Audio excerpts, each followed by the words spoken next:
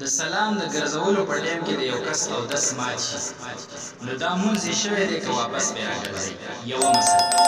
دویمه مسله دا ده چې یو سړی د امام سره په جمع کې ولاړ دی، منځ کې ولاړ دی، مخکې صف کې ولاړ دی، هر ځای کې چې د ده اودس مات شو. چې د ده اودس مات شو نو دی به څه طریقې کار کوي، د دغه ځای نه به په څنګه طریقه باندې وځي، او که د وتو لاره بالکل ممکن نه وي یا دی نه وځي نو بیا به څه طریقې کار اختیاروي. دا ګوره دوه ډېرې اهمې او ضروري مسلې دي چې د دې بعضې ملګرو تپوسونه هم کړي دي او موږ هم ډېرې اهمې وګڼلې، نو تاسو سره به په دې نن خبره وشي. ګوره اولنۍ مسله دا یې زده کړه که نه چې سړی کله مونځ کوي او په اخري قاعده باندې کښېني نو په اخري قاعده باندې دا د سر نه د اتحیاتو نه تر د عبدهو ورسولو پورې دا ناسته نه ده، دا فرض ده، او په دې کې د اتحیاتو تر د عبدهو ورسولو پورې لوستل دا واجب ده. ټیک شوله؟ دغه اخري قاعده په قدر تشهد ناسته دا فرض ده. د دې نه پس په مونځ کې بل فرض نه راځي، دا اخري فرض شو. صرف یو واجب په مانځه کې پاتې دي چې دواړو طرف ته سلام ګرځول دي. په دې سلام سره به ته د مونځ نه وځې نو دا واجب دي، صرف دا واجب پاتې دی او فرض په دغه ځای باندې تر عبدهو ورسولو پورې فرض ختم شو. اوس دا یاد ساته د یو کس اودس درود شریف لوستو او مات شو، یا د اللهم ربنا ویله او اودس یې په دغه ټایم کې مات شو، یې اللهم ربنا خو پوره کړې ده خو سلام یې لا نه دی اړولی چې اودس یې مات شو. ګوره دې ته سوچ کوه، یو طرف ته سلام واړو بل طرف ته لا نه دی چې اودس مات شو، یا دویم طرف ته سلام اړی خو السلام ټکې شروع خو په دې کې د میم لفظ ته لا نه دی رسېدلی، السلام یې وویو السلام، او په دې ټایم کې د ده اودس مات شو، یا باد خارج شو، یا قطره راغله، یا وینه ووته وبهېده، د ده اودس مات شو. نو دی به څه طریقې اختیاروي؟ ګوره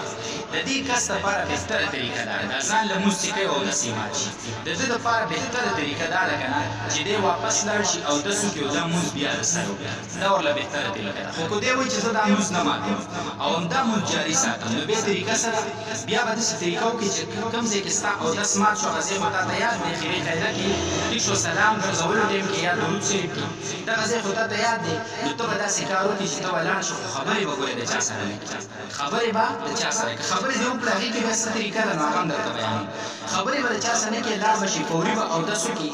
او دغه ځای ته راتلل پکې ضروري نه چې زه کوم ځای کې په مانځه ولاړ بس، بلکې د اودس سره نږدې د مونځ ځای شته هماغه ته کښېنه او چې کوم ځای کې اودس مات شي د هغه ځای نه شروع وکړه او پوره مونځ ووایه سلام وګرځه او ستا مونځ وشو. خو که دلته تا اللهم ربنا پوره کړی و سلام دې لا ګرځو چې دغه ټایم کې اودس مات شو نو تا چې څنګه دوباره اودس وکړو که نه ډایرکټ کښېناستې نو صرف دواړو طرفو ته به سلام ووایې بس ستا مونځ پوره شو. او که نه تا یو طرف ته سلام اړولی په دې ټایم کې ستا اودس مات شوی نو چې دوباره ستا اودس وکړو که نه او څنګه کښېناستې صرف دویم طرف ته به سلام ووایې بس ستا مونځ مکمل شو. او ګوره که تا داسې کړي وو که نه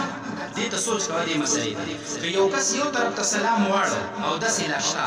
دویم طرف ته چې ده سلام اړو که نه نو السلام لفظ ده پوره ګوره علیکم ورحمت الله نه یادول ښه دغه واجب نه دی، السلام لفظ دویم طرف ته اړولو کې دا السلام لفظ څه دی دا واجب دی. السلام لفظ ده پوره کړو او د ده اودس مات شو نو بیا یې مونځ پوره شو، مونځ کمپلیټ دی، واپس نه مونځ راګرځولو ته ضرورت شته او نه اودس کولو ته ضرورت شته. او که دی نور مونځ کوي نو اودس دې وکړي خو دغه ځای پورې چې کله د السلام لفظ ویلی دی نو که علیکم ورحمت الله ورپسې ویلی هم نه دی او دغه ځای کې د ده اودس مات شو نو د ده مونځ څه دی پوره دی، مونځ راګرځولو ته بیا جت نشته. خو په السلام لفظ کې دې میم ته نه ورسېدلی او اودس یې مات شو نو ګورې بیا هم د ده نه واجب پوره شوي نه دي نو دی به واپس دغه طریقه کوي، دا د بنا طریقه ده. خو ګوره که داسې وشو چې ده اودس مات شو او دی فوري د اودس لپاره لاړی او ده چېرته خبرې وکړې کو خبرې وکړې که نه نو دا مونځ ختم شو، دا مونځ څه شو ختم شو. د دغه مانځه ټایم چې لا باقي دی مثلا د ماسپښین مونځ دی او ټایم یې لا باقي دی نو په دې ټایم کې دننه دا مونځ واپس راګرځول په تا واجب دي. او که دې کې دا ونه ګرځو او دا ټایم تېر شو نو دا مونځ بیا راګرځول واجب نه دی خو توبه او استغفار به ضرور کړي، توبه او استغفار به ضرور کړي، فرض ادا شوي واجب پاتې شوي مونځ د غټ نقصان سره مخامخ شوی. دا یو مسله شو. دویمه مسله دا ده چې ته په جمع کې ولاړ یې او ستا اودس مات شو نو ګوره طریقې کار دا دی چې د وتلو لار ده پوزې ته به لاس ونیسي، علما دا طریقه ښایي کتابونو کې، او د وتلو کومه لار ده په هغې به وځي او د چا سره خبرې مه کوه اودس وکړه، او یا چې کوم دی دلته نږدې لاره نشته نو پوزې ته لاس ونیسه د صف په مخه تېر شه، هغه سر کې به جومات کې لاره وي په هغه لاره باندې وځه، ټیک شوله، او ډایرکټ لاړ شه اودس وکړه او فوري به په جمع کې شامل شه. که امام دغه رکات نه وکړی خو به ستا مونځ ټیک دی رکات یې ورسره واړه، او که امام تا رکعت کړو چې امام سلام وګرځي هغه رکعت به ته څه کې هغه رکعت به راوګرځي خو که ته چې زه په داسې